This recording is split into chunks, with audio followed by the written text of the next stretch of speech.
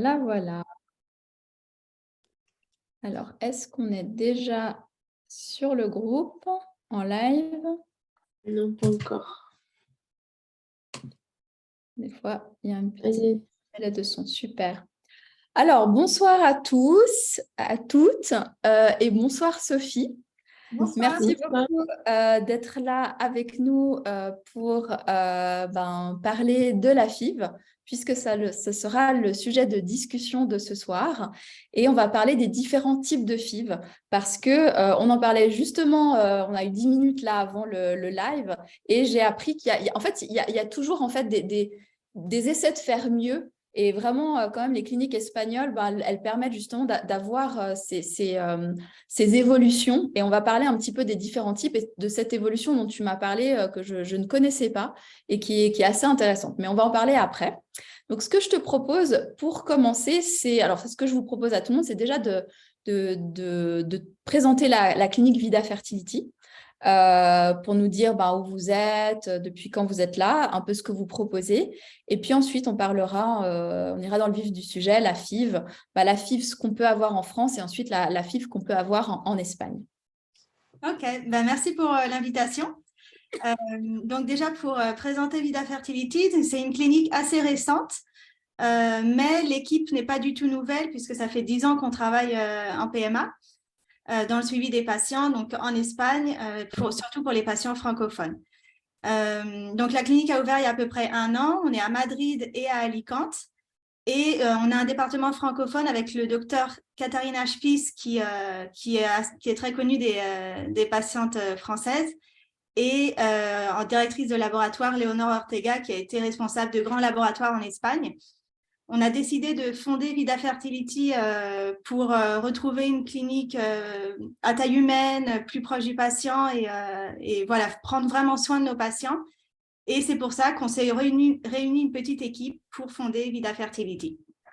Voilà, et c'est vraiment ce qui nous a intéressés, nous, chez Air Fertilité, c'est ce côté proximité des patients, parce que pour nous, c'est important qu'il y ait vraiment ce suivi de A à Z déjà avec le même médecin, avec la même coordinatrice, et qu'il y ait vraiment de la personnalisation, vraiment, parce que alors, dans certains cas, on peut faire des protocoles standards, entre guillemets, mais souvent on se trouve dans des situations, souvent quand on se tourne vers l'étranger, on se trouve dans des situations où ça n'a pas réussi en France ou en Suisse, et on a besoin vraiment de quelque chose qui est fait finalement sur mesure.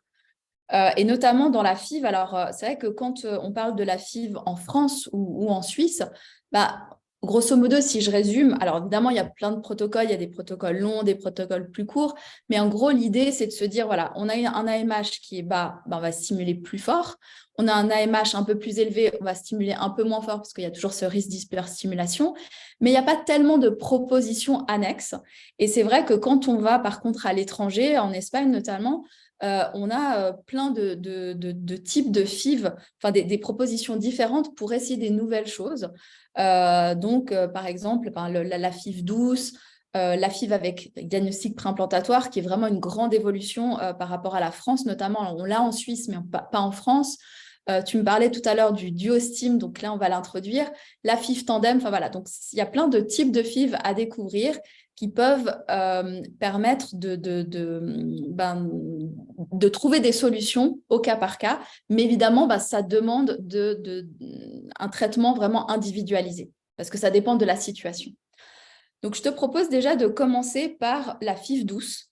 Parce que c'est vrai que ça, souvent, les gens nous posent des questions sur la FIV douce, puisque c'est vrai que quand on entend, il y a de plus en plus, malheureusement, d'IOP, d'insuffisance ovarienne. Et c'est vrai que quand il y a une insuffisance ovarienne, on se dit on va stimuler le maximum pour essayer d'avoir récupéré 1 ou 2 ovocytes. Et on a vu, il y a quand même des études qui montrent que ce n'est pas forcément la solution.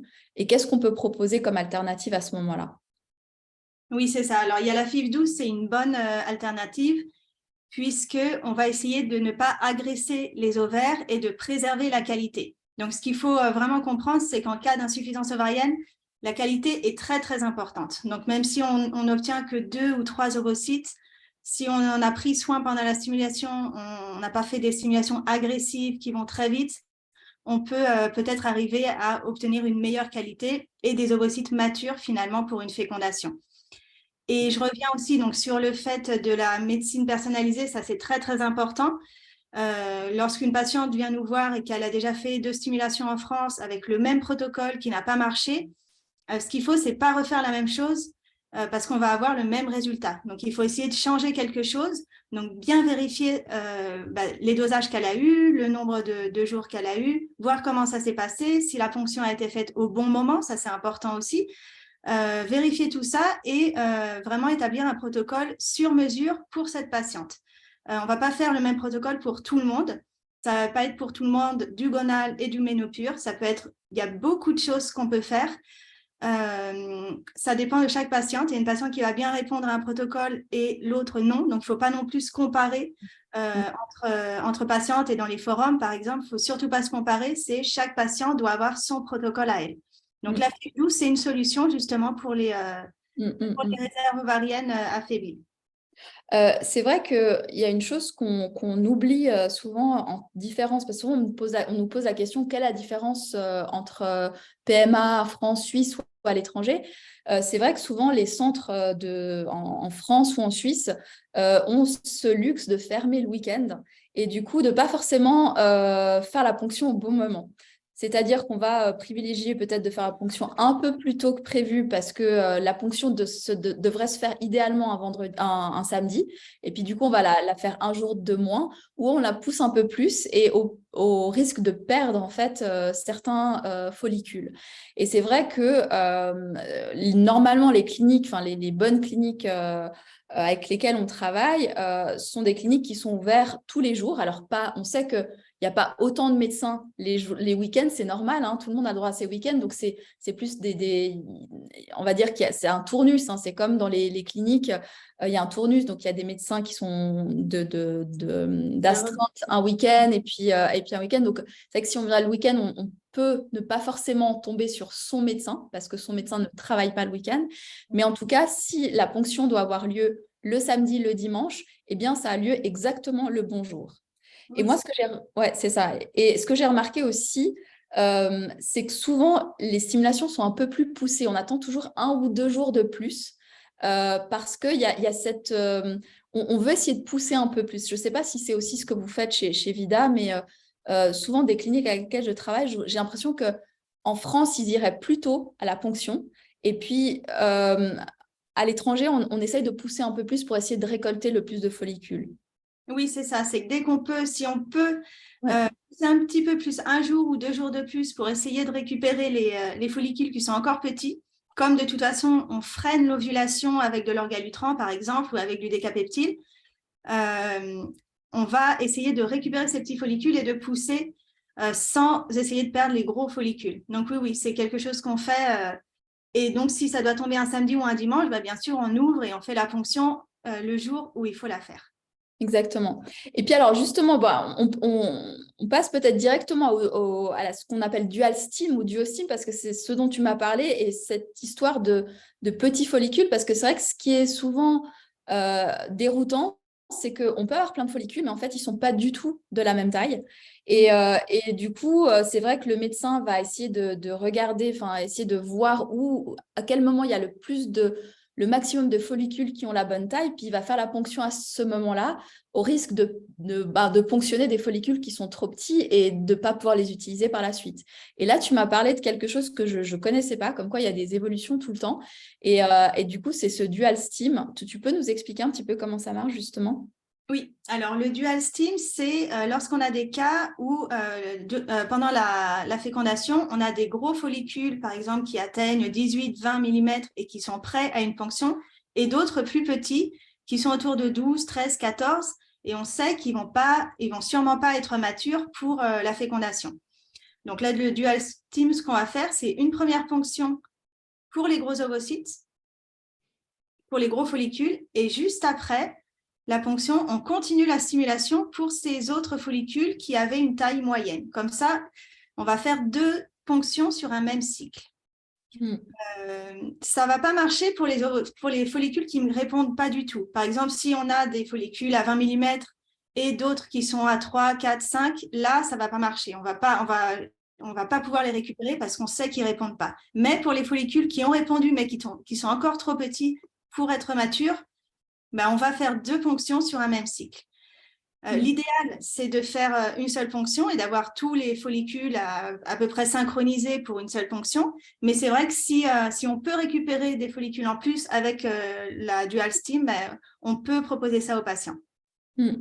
Ah, c'est ce que je te demandais tout à l'heure, mais du coup, on est d'accord qu'il n'y a pas de transfert sur ce cycle-là.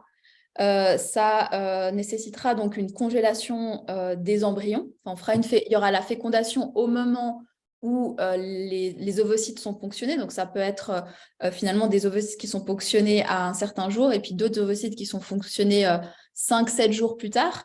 Du coup, bah, évidemment, il n'y aura pas de transfert puisque bon, je pense que le niveau de l'endomètre sera trop vieux, niveau d'œstrogène sera trop. Enfin, voilà. Donc, du coup, ça fait congélation.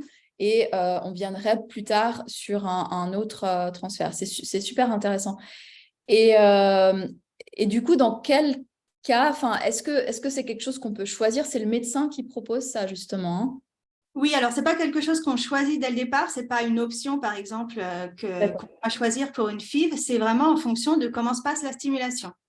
Si on voit, nous, on va toujours essayer de synchroniser les follicules pour qu'ils commencent tous en même temps leur développement. Donc, normalement, c'est avec la prise d'œstrogène un petit peu avant la stimulation. Donc, comme ça aide à synchroniser. Mais si on n'arrive pas à synchroniser ces follicules, ben dans ce cas-là, si on voit que pendant la ponction, pendant la stimulation, on a vraiment un gros écart entre les plus gros et les plus petits, là, on va le proposer. Mais ce n'est pas quelque chose qu'on peut choisir dès le départ. D'accord, super. Et ça, c'est encore différent, on est d'accord, de l'embryo banking. Oui, alors l'embryo banking, c'est encore autre chose. Là, c'est 2 stimulations complètement différentes sur 2 cycles différents. Ça peut être 2, 3 stimulations. Donc, on va faire une première stimulation et on va regarder combien d'embryons on obtient. C'est surtout pour les cas d'insuffisance ovarienne encore, pour essayer de cumuler des embryons. Donc, on fait une première stimulation, on obtient 1, 2 embryons. On fait une deuxième stimulation, pas forcément sur le cycle suivant. On peut attendre, on peut faire une pause, puis refaire une stimulation pour obtenir d'autres embryons. Et ces embryons-là, donc, on cumule tous les embryons sur plusieurs cycles. Et lorsqu'on a un bon nombre d'embryons, on va faire le diagnostic génétique préimplantatoire sur ces embryons. Pourquoi on ne le fait pas à chaque stimulation? Parce que c'est quelque chose c'est assez cher, le DPI. Donc, on va le proposer aux patients que si ils ont un bon nombre d'embryons. Comme ça, ils profitent plus du DPI que s'ils font à chaque stimulation. Oui, parce que le DPI, ce n'est pas un coût pour un embryon ou 6 embryons, c'est la même chose en fait. Après, il y a une limite, je crois, ça augmente un tout petit peu, mais je crois chez vous, entre 1 et 6 ou 8 embryons, c'est le même tarif. Donc, le but, c'est d'avoir le maximum. Ouais.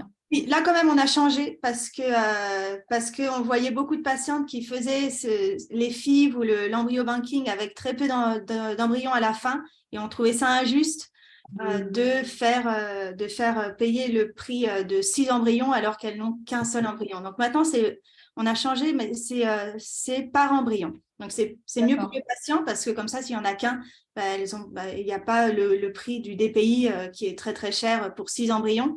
Mais ça va être au cas par cas. D'accord, ok. Et alors ça, justement, ça, c'était la prochaine question, c'était la FIV DPI, parce que ça...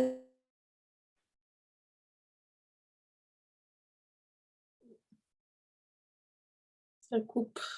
Oui. Donc, du coup, la FIV DPI, ça va revenir.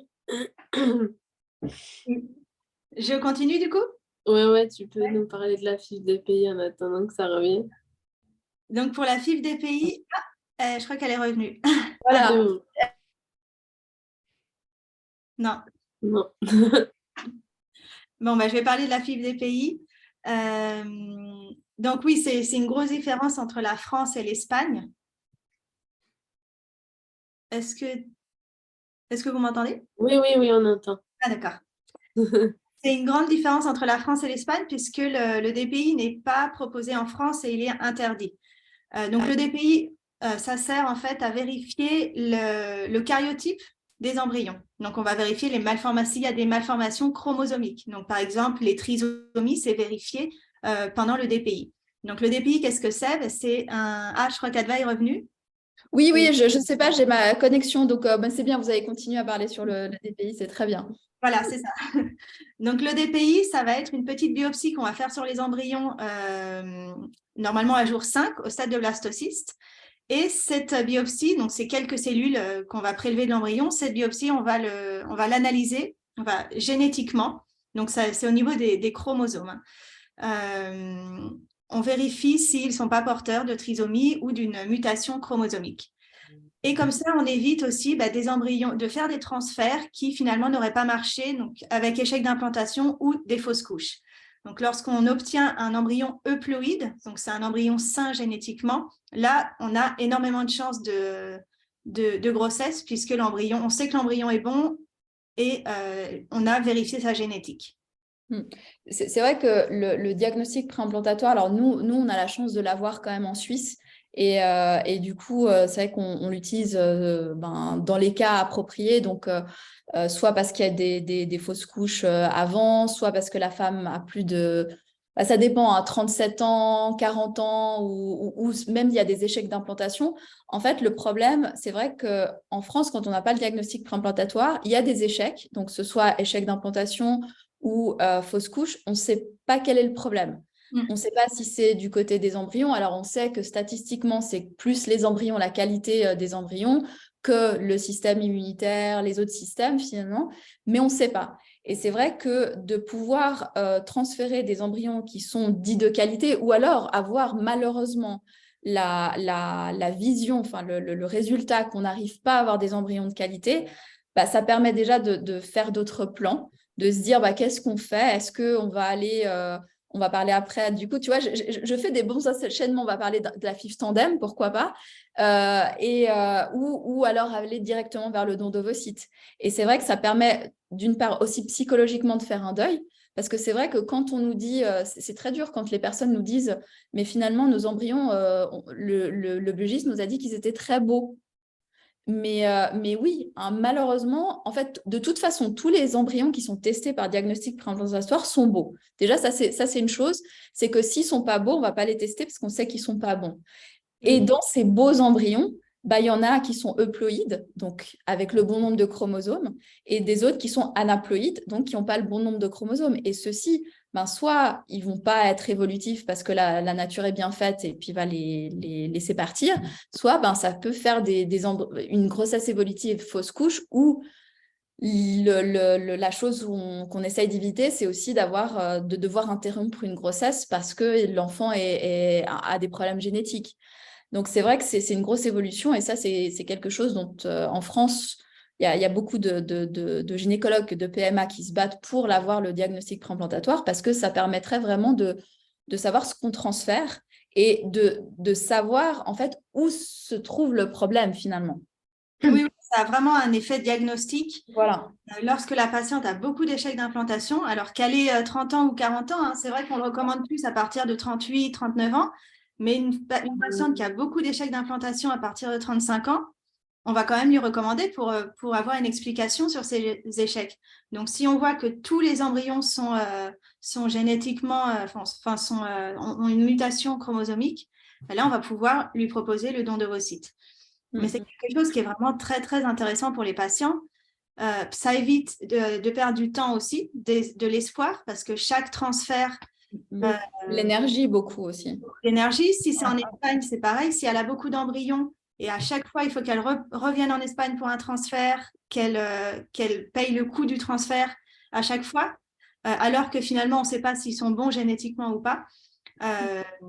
Ça évite vraiment beaucoup de temps et d'espoir. Et c'est vraiment quelque chose de recommandé. Et je pense que dans un futur assez proche, le DPI sera bientôt systématique parce que ça aide vraiment dans le diagnostic et puis la continuité du traitement.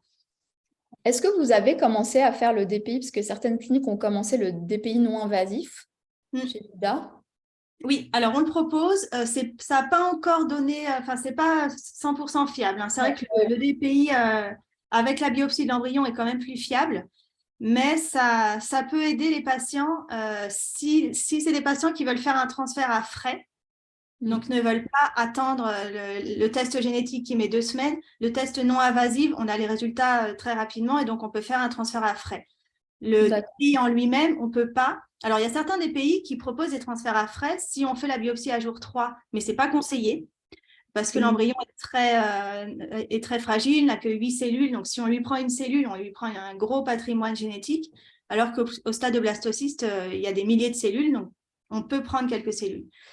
Si on fait le DPI à jour 3, on peut transférer à frais. Et il y a aussi des DPI en 24 heures. Mais c'est pareil, c'est moins fiable. Donc, D'accord, ouais. Je sais que certaines cliniques proposent de faire des transferts, je crois, à de ponctionner, enfin de faire le DPI à J5 et puis de transférer à J6 ou J7 parce que le J7, je crois que c'est le maximum. Voilà.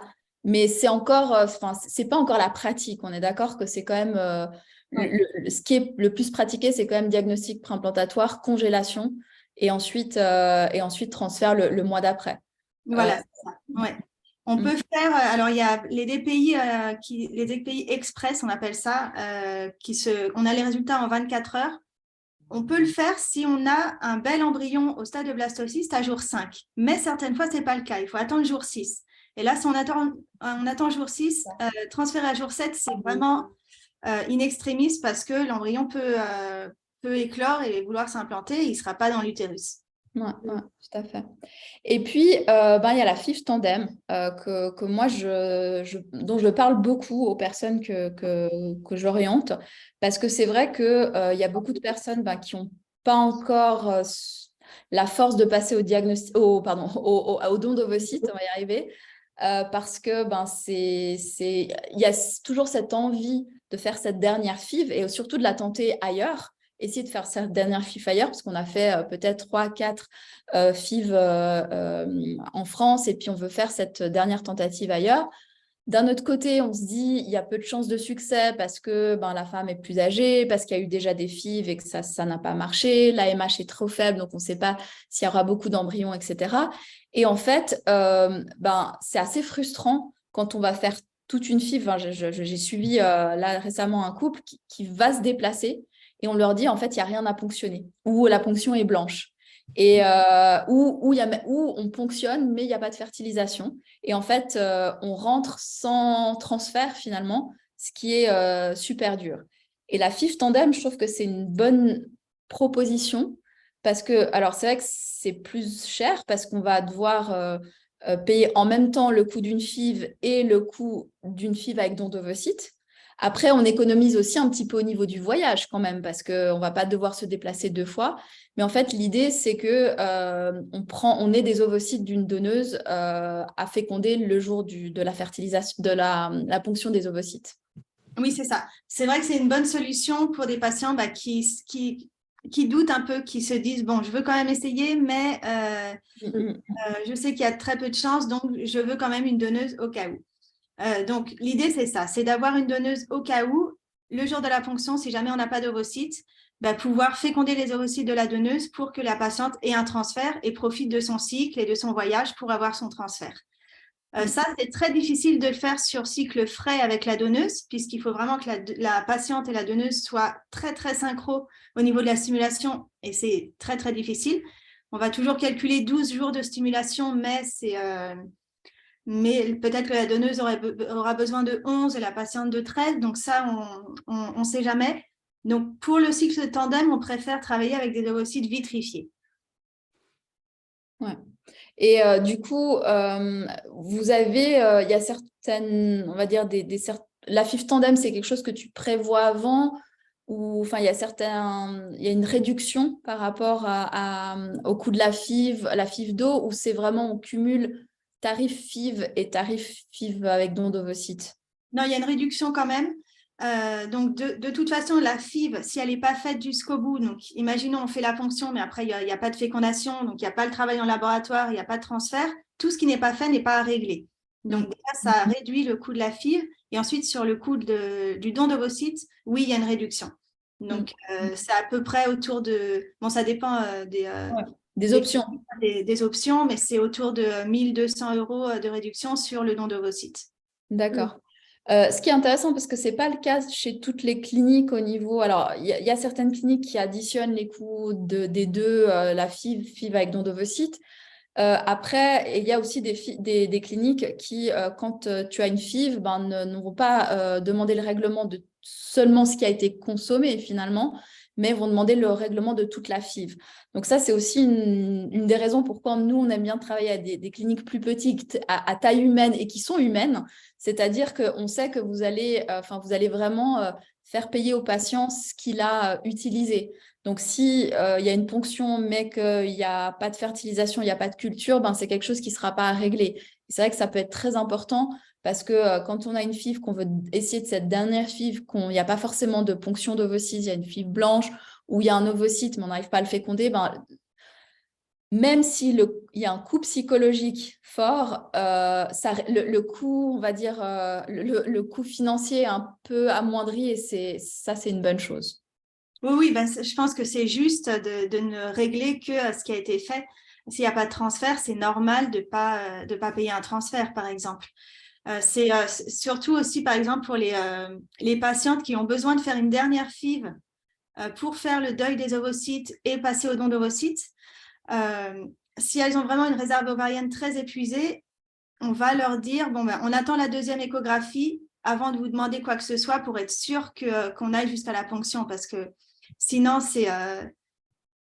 on ne va pas lui demander de régler une FIV entière si finalement elle a fait que quelques jours de stimulation et que rien ne se développe. Tout à fait. Il y a une chose dont on n'a pas parlé, que je n'ai pas introduit au départ, c'est finalement la FIV repas, parce qu'il y a aussi cette technique-là. Alors évidemment, c'est plus pour c'est pour les couples de femmes. Est-ce que tu peux nous expliquer un petit peu la FIV repas?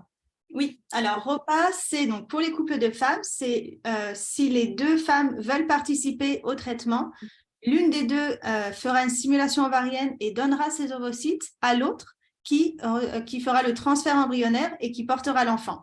Donc l'une sera la mère génétique, on va dire, et l'autre sera la mère qui portera l'enfant. Donc ça fait participer les deux.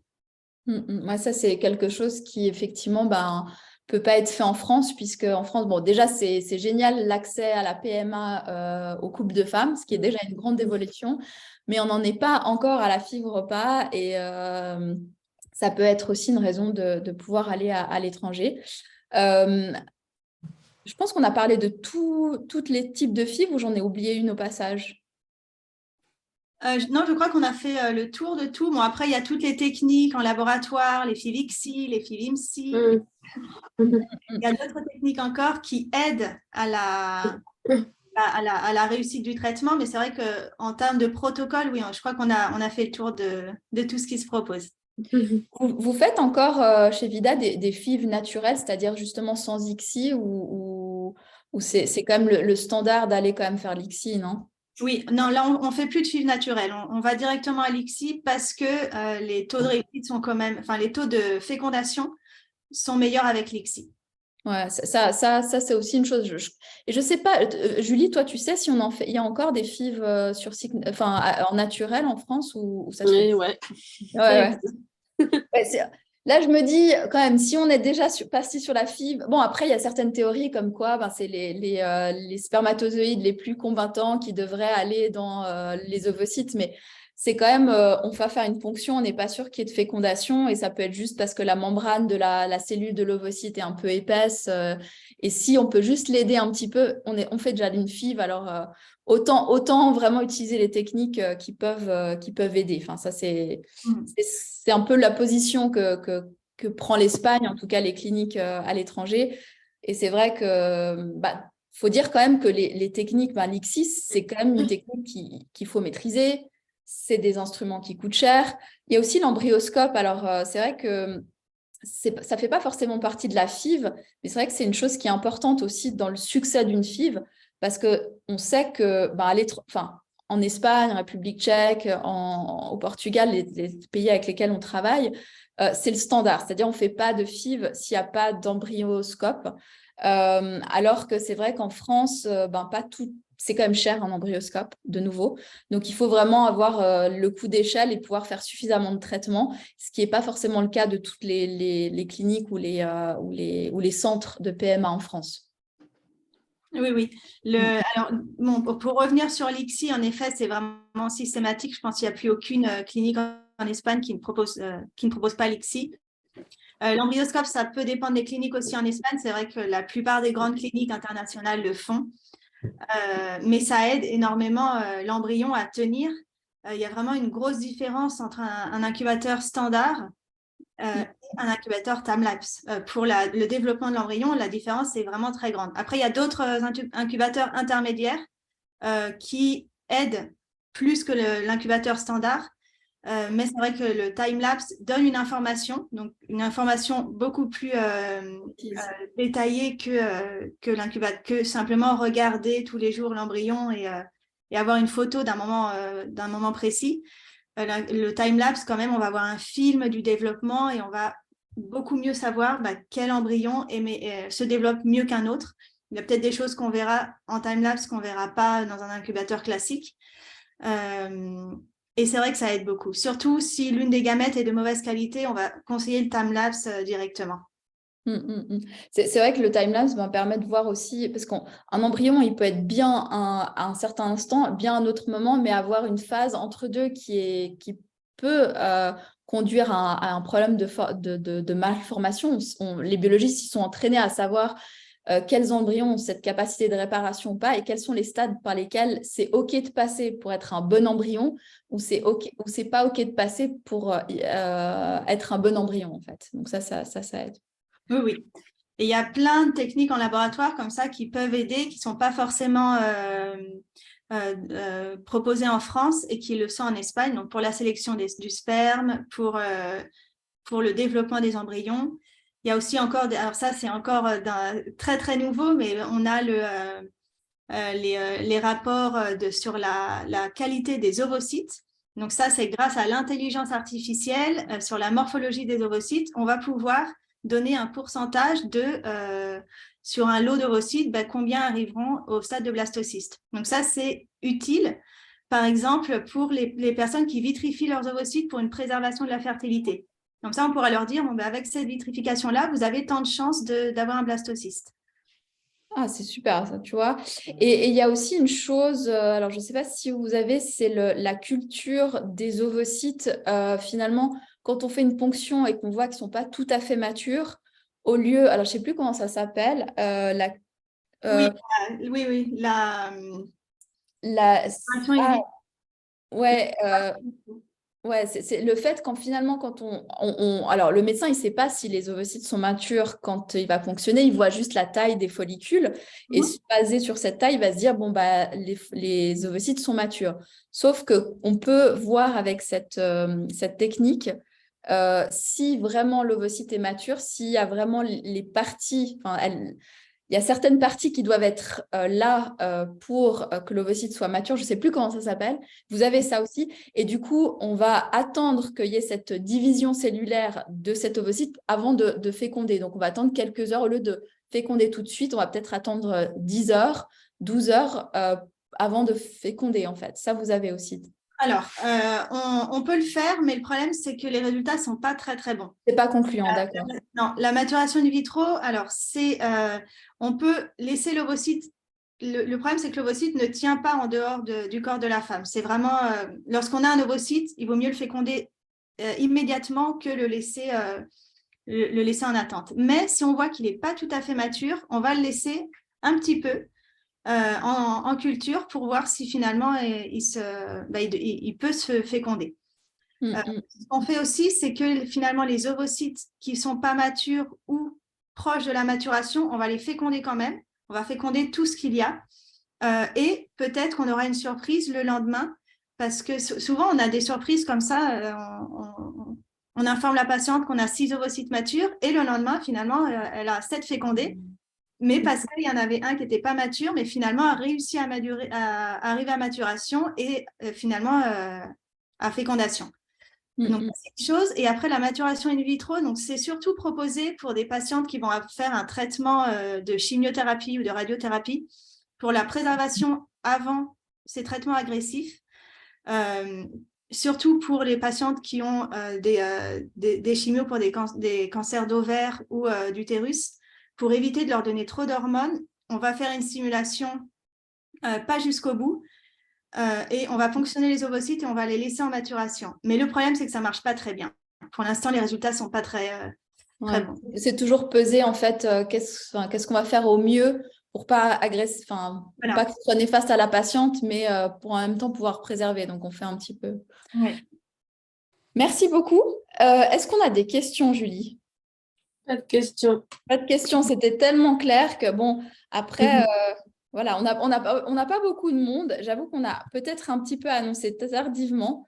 C'est toujours le souci. On a beaucoup, voilà, on fait des lives aussi. On a fait la semaine dernière un live avec Fertiline. Du coup, là, cette fois-ci, il y a quand même une couverture de 46 personnes. Enfin, voilà, je ne sais pas qui est là. Je ne sais pas si on peut voir qui est avec nous. Mais voilà, si vous avez des questions, en tout cas, alors, ce qu'on peut dire par rapport à Vida, c'est que nous, comme d'habitude avec nos partenaires, on essaye de négocier des tarifs un peu réduits. On a moins 8% sur les traitements, ce qui peut être intéressant, notamment par rapport aux dons d'ovocytes ou même la FIV, parce que ça peut vite faire des petites sommes en moins. Ce qu'on aime bien, c'est aussi le côté rapport privilégié.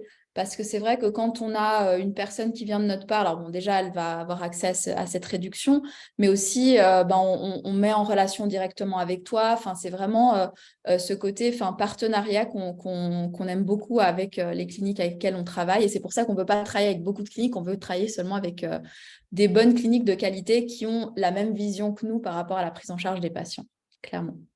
Oui, moi, je suis ravie en tout cas du partenariat qu'on a.